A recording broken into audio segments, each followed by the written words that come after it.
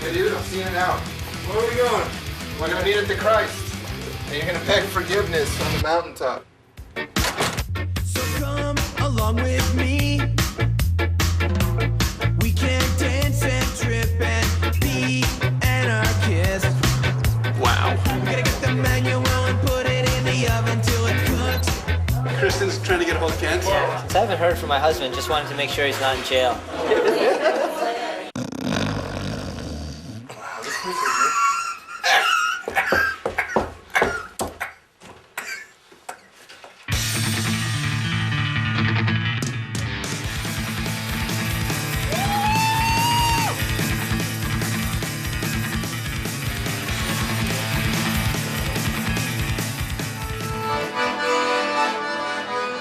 So we're backstage at Rio, getting ready to play. It's the countdown, 15 minutes to go.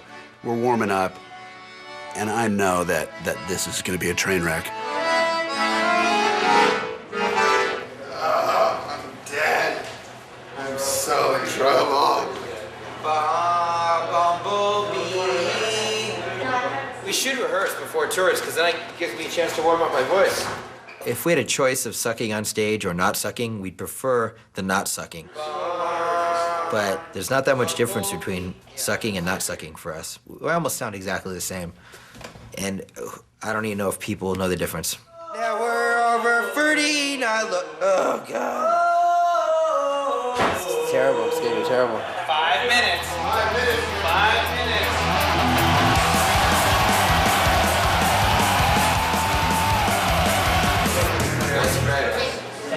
No, thank you. Ken, you all right? I'm coming along. Everything okay here? Yeah, Kent got real drunk, but, you know, he showed up and did his job just like he always does. Why didn't we practice before this tour started, Smelly? We're lazy. I mean, that's the real reason. Now we're paying the price. Actually, no. Better pay the price. What was there, like 3,000 kids there, 4,000 kids? We could hear them screaming, and I'm going like, oh no, we are so not ready for this. We haven't practiced.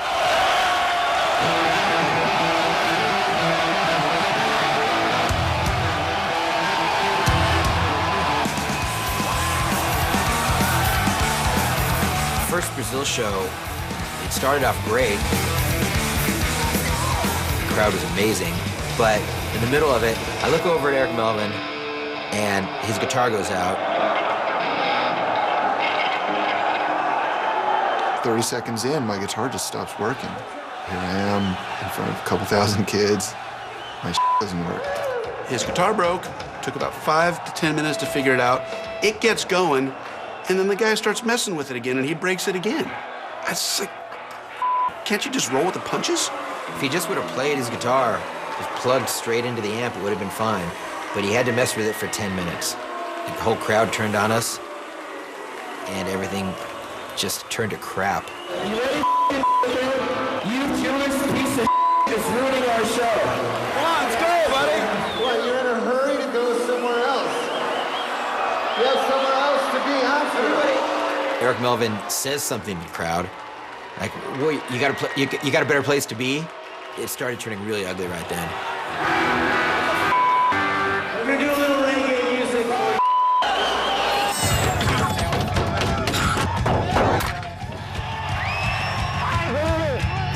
The promoters that would never call me, he's crying that he fears for his mother and his sister and their lives.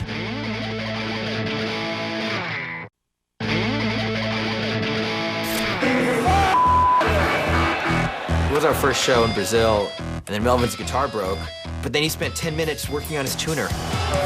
He didn't need to do that. I mean, things were going great, and then he just stopped the show. Let's do a song where you play the guitar that does It worked, and then let's change this. Let's try this now. I'm trying to get the tune working. Oh, that's really important. You make it work and you go. Because we couldn't get it back on track. The show was a disaster. It was a wreck. Hey, thank you very much. I had a great time tonight. I don't get annoyed very often, and I was pissed. You guys were like, maybe it's this, maybe it's this. and it fell apart. No, dude, you sure heard it. It was all up. I mean, you couldn't hear it. It wasn't even there. It was like a... And then if I play the clean channel, it was this. It's nothing.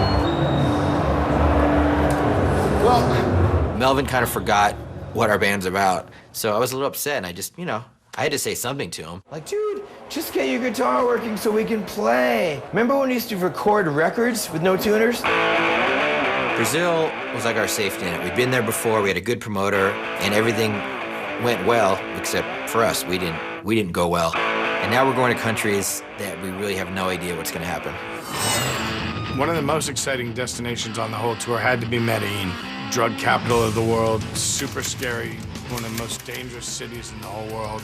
And coincidentally, one of the places where we heard nothing from the promoters. On our own, we called the club that he told us we were playing at, and they said they had no idea of our show. So what are we supposed to do? We had to cancel that show.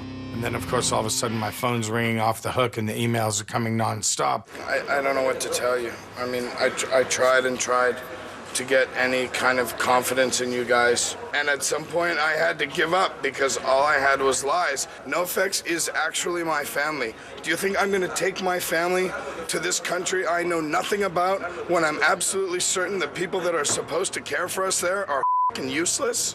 They were totally freaking out and scared. Suddenly, this one guy, Cheo, says, I need to know what's going on. Sergio from Colombia is receiving a lot of calls for death threats. The promoter from Medellin probably is dead. I really mean it. Colombia is not easy. If you do something wrong, you'll be murdered. The promoters that would never call me, he's crying that he fears for his mother and his sister and their lives. What? And he's in Medellin, Colombia, so it's like, it gets me a little bit, bad feeling in my stomach. It doesn't make you feel good. My bottom line is, you fear for your family? This band is my family. I'm gonna bring them to a place that I know to be dangerous, where I have absolutely no faith in the people that are taking care of us. Yeah, like what are we supposed to do? We're completely in the dark of the whole situation. It's like, what the f are we supposed to do? When we knew things in South America were gonna be sketchy, and they are sketchy, and they're going badly. We're just hoping that we're finally gonna get to a country where everything goes smoothly. But Chile was crazy right when we got there.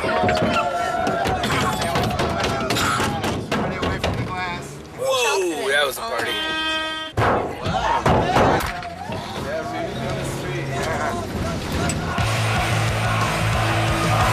Even before the show, the crowd was crazy, jumping off the balconies.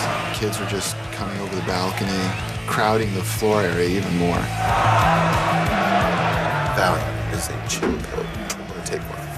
Feeling antsy. Could be seeing all the kids pouring over the balcony. It just seemed pretty dangerous. Then we start playing, and it's the same way. Just kids crazy, jumping off the balconies. It turns out there's about 3,000 people, and they all want to be on the floor. Sure enough, they just start Doink, doink, doink, doink, doink. They're just constantly jumping, like, wow. And then everyone's running on the stage.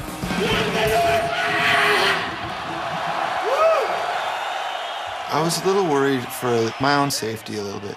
They didn't even know what they wanted to do once they got on stage. Not the normal get on stage and then stage dive. They were just grabbing us.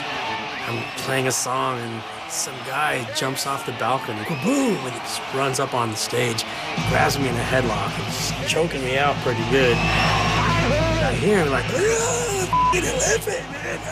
I'm like, somebody help. Yeah, they were just crazy. They were not stopping. They were getting on the floor. They were doing whatever they wanted to do.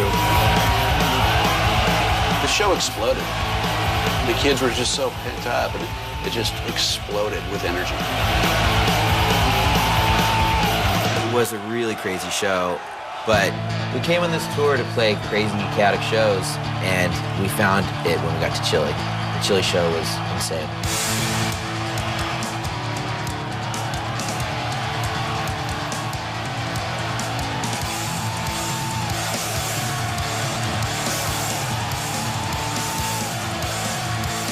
This show is exactly the kind of punk show we were hoping to get by touring down here. And now I want more.